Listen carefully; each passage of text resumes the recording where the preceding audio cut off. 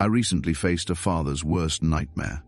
Two enforcers in a white truck blew through our garage to force my final compliance. And the reason, they said we broke their rules and they needed to protect the community's value. Funny thing is, the only thing that complied that day was them after my son forced them to back down with our rifle. But let me start from the beginning. My name is Mark Walker. On most days, that's a pretty simple job description. It means I make a decent cup of coffee. I tell bad jokes that my son secretly thinks are funny, and I try to keep the lawn from looking like a science experiment. My wife, Lisa, is the smart one. She's the chief operating officer of our little family unit. She sees the details I miss, connects the dots I didn't even know were on the page. Our son, Cole, is 13.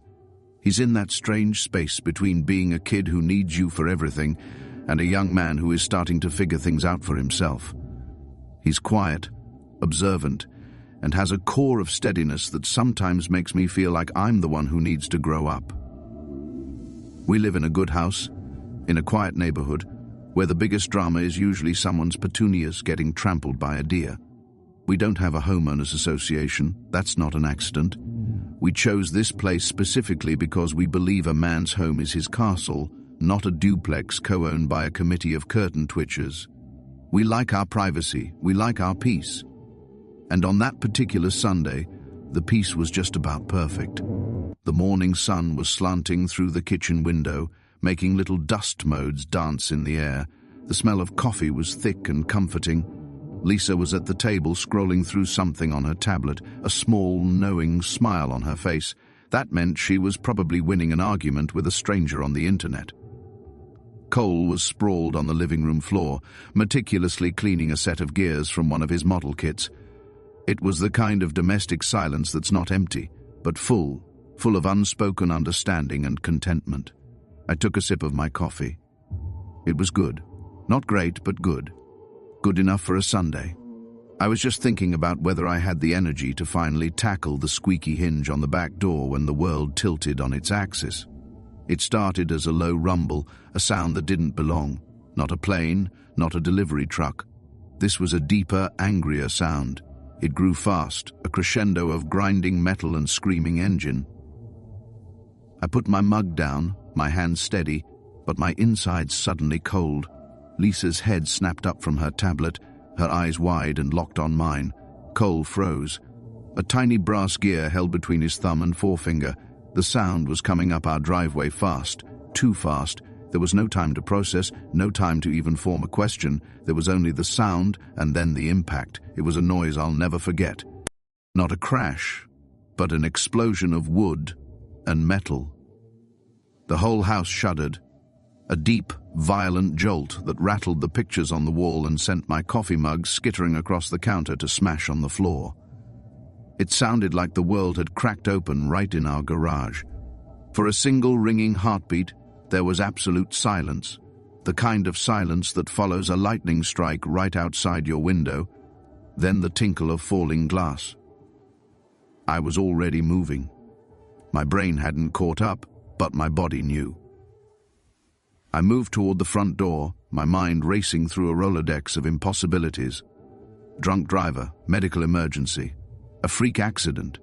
None of it made sense. Our driveway is long and curved. You don't accidentally rocket up it at full speed. Lisa was right behind me, her hand gripping my arm. "Mark, what was that?" Her voice was tight but not panicked. She's practical even when the world is ending. "I don't know," I said, my voice low. "Stay here, both of you." Cole was already on his feet, his face pale but his eyes clear. He looked at me, then at the door, then back at me. He gave a single short nod. He understood. I reached the small window beside the front door and peered out. My heart, which had been a cold lump in my stomach, started a slow, heavy drumbeat. A white beat-to-hell work truck was buried in the front of our house. Not just bumped, buried. The garage door was gone, not dented, not hanging off its tracks. It was simply obliterated. Splintered wood and twisted metal were everywhere. The truck's grill was halfway to where my workbench used to be. Steam or smoke was hissing from under its crumpled hood. The motor still idled, coughing. The wheels looked straight, beat up, but it could still move. But it wasn't the truck that made the hair on my arms stand up. It was the two men climbing out. They weren't dazed, they weren't hurt. They were deliberate. One from the driver's side, one from the passengers. They were big guys, thick in the shoulders and neck, dressed in black t-shirts with big white HOA across the chest and a cheap SCA circle patch on the sleeve. One of them slammed his door shut with a grunt, the sound unnaturally loud in the sudden quiet. Then he reached back into the truck and pulled out something dark and heavy, a baton. His partner did the same. They stood there for a moment, surveying the damage they'd caused, not with alarm, but with a kind of grim satisfaction. They looked like they were here to do a job, and smashing my garage was just the first step. The big one tapped his baton on our porch rail. Clang, clang. Clock's ticking, Walker. I cracked the door chain. The chain stayed tight. The gap was barely an inch. You hit my house with a truck. Final compliance, he said, like it was a parking ticket. We don't belong to you, I said, shifty eyes red from the clipboard. Per Karen Johnson, remove non-compliant items today. Lisa called from behind me, calm as ice. Spell jurisdiction. He blinked. The big one leaned in, breath hot. Open up or we make a door. My mind was finally catching up to the reality of it. This was no accident. This was an attack. They weren't police, just imposters in bossy shirts. These men with their matching shirts and their heavy batons were not here to exchange insurance information. They had a purpose. I could see it in the way they moved, the way they scanned the house. They were looking for a reaction. They were expecting one. I backed away from the window, my heart hammering against my ribs. I looked at Lisa, and she saw it in my face. The confusion was gone, replaced by a cold, hard certainty. We were in trouble. The two men started walking toward the front door, their steps heavy and confident on the gravel. They weren't rushing. They were taking their time. It was the walk of men who believe they have all the power, who believe that the people inside the house are helpless. They were wrong. But as they got closer, their intentions became sickeningly clear. This wasn't random. It was deliberate, loud, and destructive. And I had a terrible feeling I knew who sent it. The question was, what were they going to do next now that they were standing on my front porch? The two men stomped onto our porch like they owned it. The bigger one, a guy with a shaved head and a neck as thick as a telephone pole, rapped on the door with the end of his baton. It wasn't a knock. It was a threat. Thump, thump, thump. Homeowner! He barked, his voice a low, growly thing that sounded like it was filtered through rocks. Open up. This is a compliance inspection.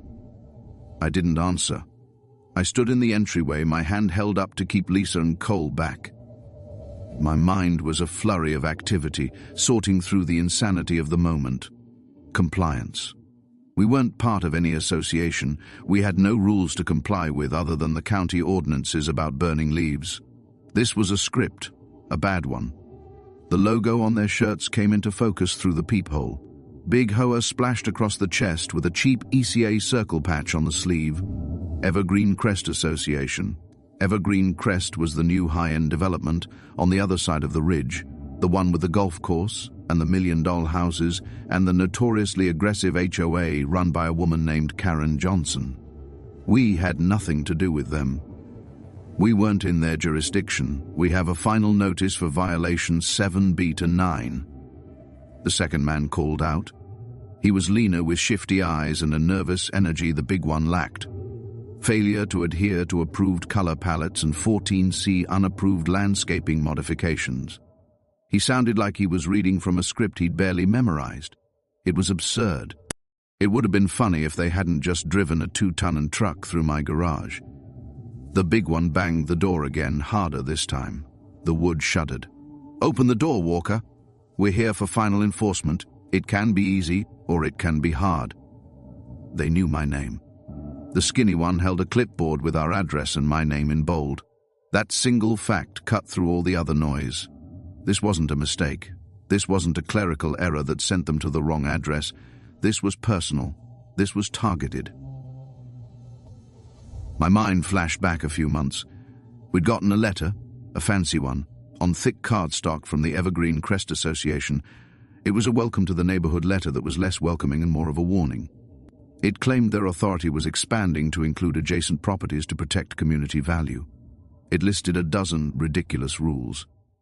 Our rustic wooden mailbox post, unapproved. The small vegetable garden Lisa attended near the driveway. Unsanctioned agriculture, the color of our trim, not on the approved list of beiges. I'd laughed it off. I wrote a polite, firm letter back explaining they had no legal authority over our property, citing the county property records and the lack of any covenant on our deed. I sent it by certified mail. I'd expected a nasty letter in return, maybe a passive-aggressive phone call. I never in a million years expected a full-blown physical assault on my home. "Mark," Lisa whispered, her voice a low, urgent hum. "What do they want?" "They want to pretend they have power over us," I said, my eyes still glued to the peephole. "They want to scare us." "It's working," she admitted, though her tone was more angry than afraid. The big man outside shifted his weight. "Last chance, Walker. We have an order to remove the non-compliant structures." He gestured vaguely with his baton toward the side of the house where Lisa's garden was. Remove them with batons? Did they think they were going to beat my tomato plants into submission? The whole thing was a clown show, but the clowns were armed and had already proven they were willing to cause serious damage. This wasn't about a mailbox or a garden anymore. This was about dominance. It was about a woman, Karen Johnson, who couldn't stand the word no. I'd heard stories about her, how she'd tried to find a family because their visiting grandchild's bicycle was the wrong color, how she'd sent landscapers to tear out a woman's prize-winning roses because they weren't on the approved floral list. She was a petty tyrant ruling over a tiny kingdom of manicured lawns, and apparently she was trying to expand her empire. Suddenly, a movement behind me caught my eye. It was Cole. He wasn't cowering. He wasn't crying. He had moved silently to the hall closet and was now walking back toward us. He was wearing his red t-shirt, but he'd pulled on a dark tactical vest over it. It was something I'd gotten him for when we went to the shooting range, a place to hold extra magazines and gear. But today, it looked like armor, and in his hands, held low and pointed safely at the floor, was his rifle.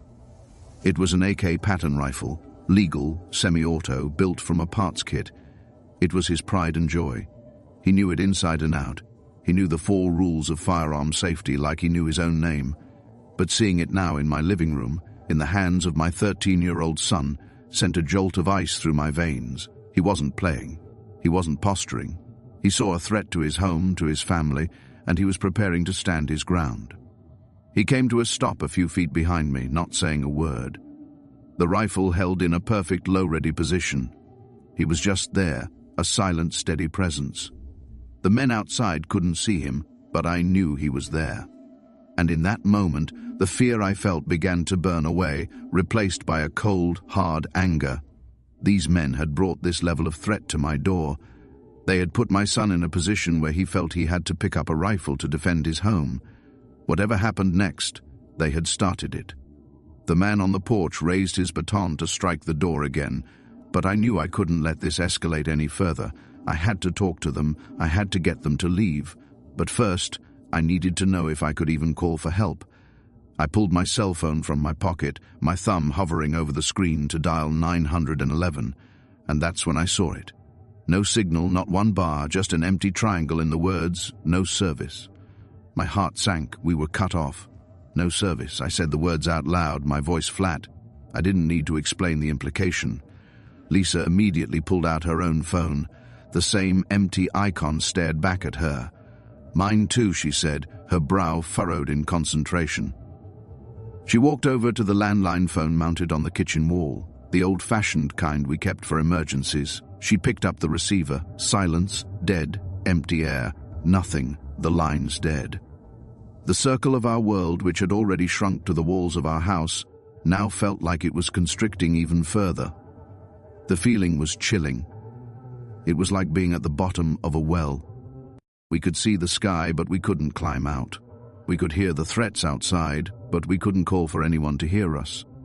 This wasn't just a couple of thugs in a truck anymore. This was planned, coordinated. The truck ramming the garage wasn't just an act of intimidation. It was a distraction. While we were reeling from the shock, they had isolated us. Someone had cut the phone line. Someone had activated a device to block our cell signals. This was a siege. We moved.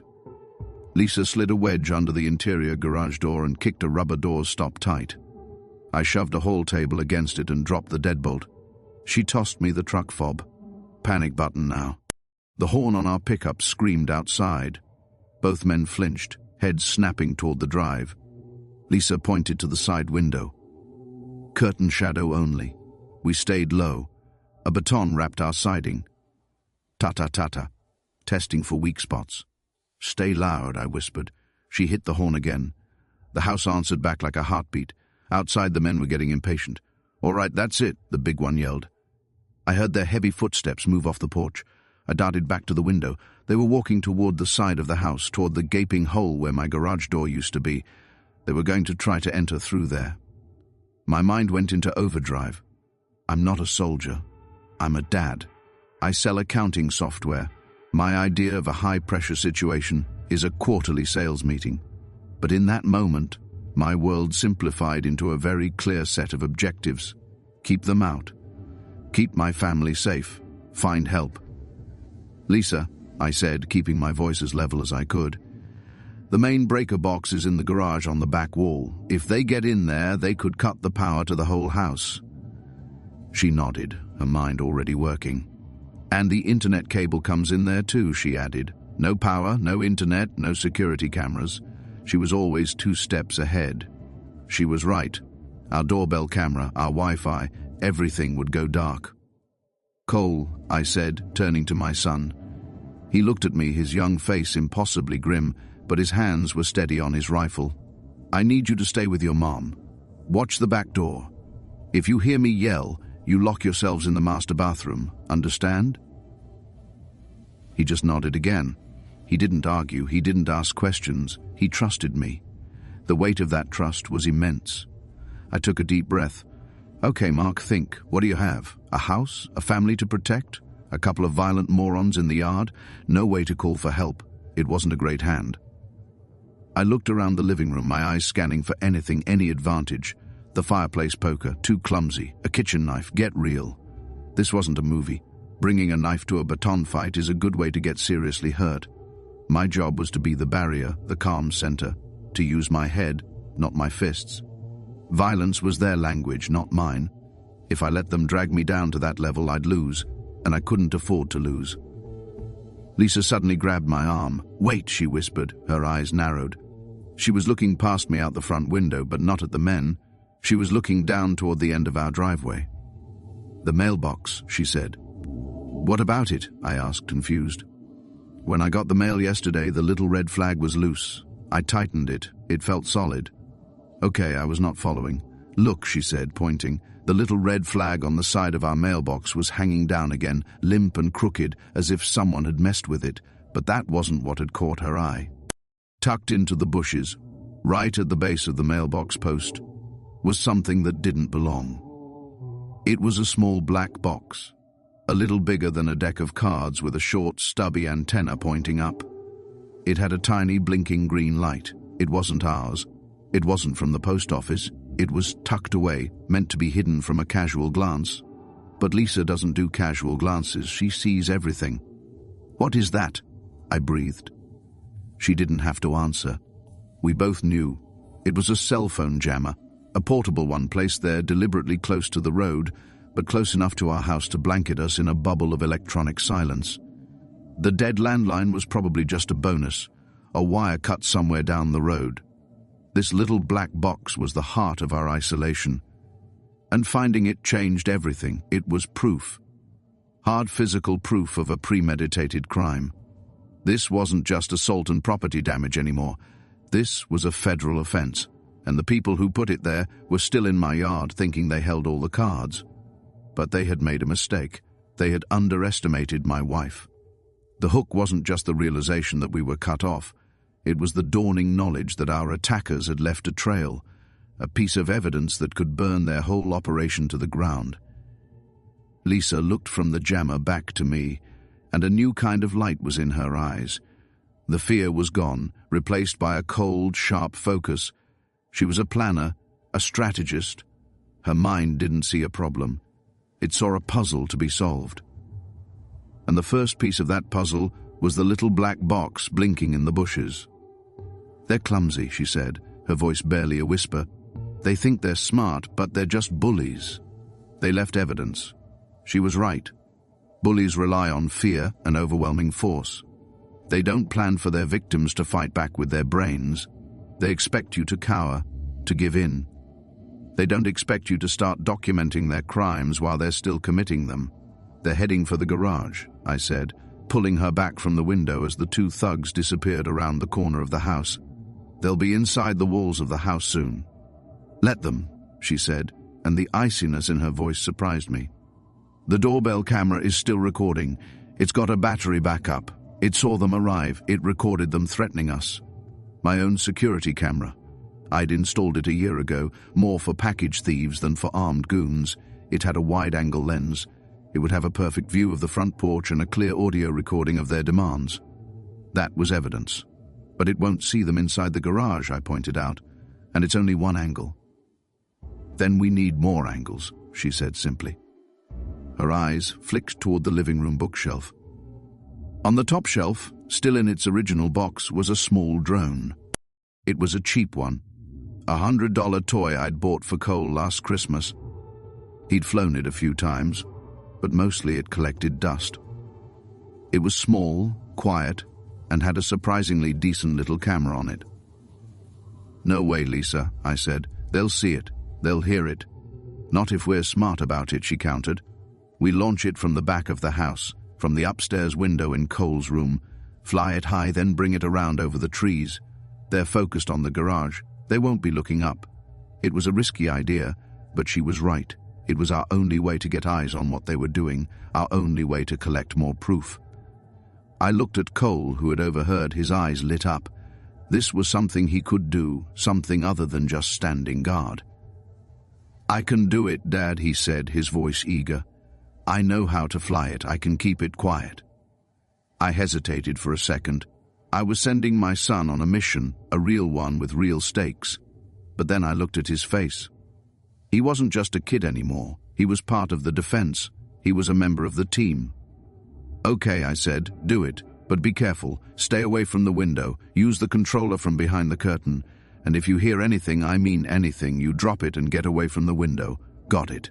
Got it," he said, a new determination in his voice. He handed the rifle to me, the transfer smooth and practiced. "Watch my back," he said. I nodded, my throat tight. "Always." Cole cracked his window 2 inches and slid the drone out like a paper boat on a stream. "Up, up," he breathed. The rotors ticked a leaf. Outside, shifty eyes glanced up. Cole froze the drone against the bright sky. "Cloud camouflage," he whispered. On Lisa's screen, the image steadied.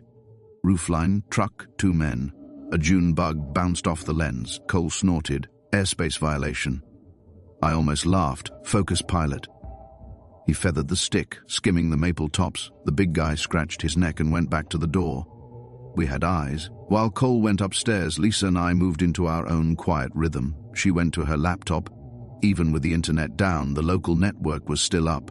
She could access the doorbell camera's live feed, and it saved recordings. It saves to our home hub, not the cloud. So, the files were safe. "I've got it," she said after a minute of furious typing. "Crystal clear video of the truck. Got their faces when they got out. Got the audio of the whole conversation on the porch." She started saving the files, making copies, protecting the data. It was her battlefield and she was conquering it. I took up Cole's position, holding the rifle. The weight of it felt alien and heavy in my hands. I'm not a rifle guy, not really. I believe in the right to own them, and I believe in knowing how to use them safely, but I'd always hoped it would remain a hobby, a skill I'd never need. Holding it now, for real, felt different. It felt like a terrible responsibility. I stood where I could see both the front door and the hallway leading toward the garage. I could hear them now, banging and crashing inside the garage, the sound of my tools being thrown around, the screech of metal being pried. They were trying to force the interior door that led into the house. Then a new sound, a faint high-pitched whirring from outside. The drone. I glanced at Lisa. She was watching her laptop screen, but now she had a second window open, a live feed from the drone's camera. Cole was a natural. The image was a little shaky, but he had it hovering high above the backyard, peeking over the peak of our roof. We had an eye in the sky. On the screen we could see it all. The white truck, its nose crumpled into our house. The two men now visible through the massive hole they had created. One was using a crowbar on the interior door. The other was standing guard, baton held at the ready. They were completely exposed, their actions recorded from two different angles. They were building our legal case for us, one criminal act at a time. The drone feed was our secret weapon. They were so arrogant, so sure of their power. They were bullies in a fishbowl, and we were recording their every move. The man with the crowbar gave a final frustrated grunt and threw the tool down. He was failing to breach the door. It was a solid core door, and I had installed a heavy-duty deadbolt myself.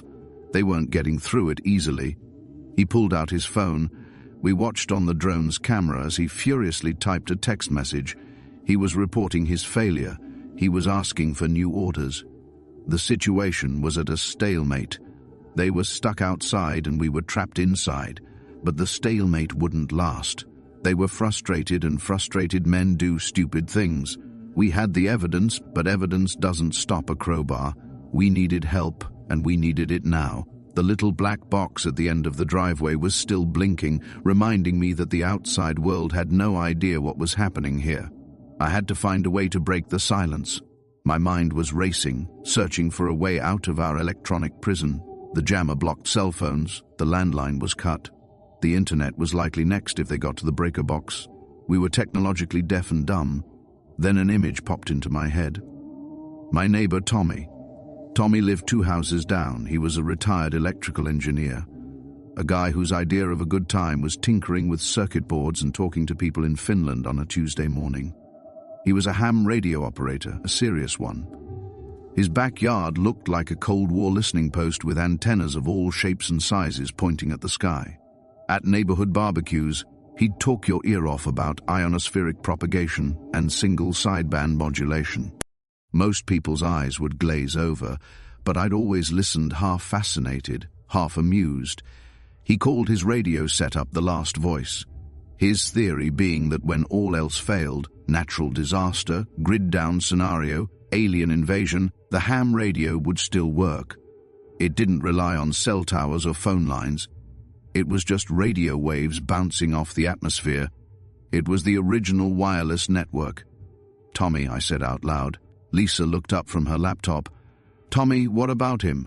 His radio, I said. He can talk to anyone. He can get a message out. It was a long shot. I'd have to leave the house. I'd have to cross 2 backyards in broad daylight with those 2 goons still on my property. But it was the only shot we had. It's too risky, Mark, Lisa said, her voice tight with worry. They'll see you. I'll go out the back. Stay low along the fence line. Their attention is on the front of the house and the garage. They're not watching the back. I looked at the drone feed. She had Cole maneuvering it slowly, giving us a clear view. The 2 men were agitated, pacing near the truck, waiting for instructions. They kept looking at the front door, not the backyard. It was now or never. I have to try, I said. We can't just sit here and wait for them to break down the door. She held my gaze for a long moment, then nodded.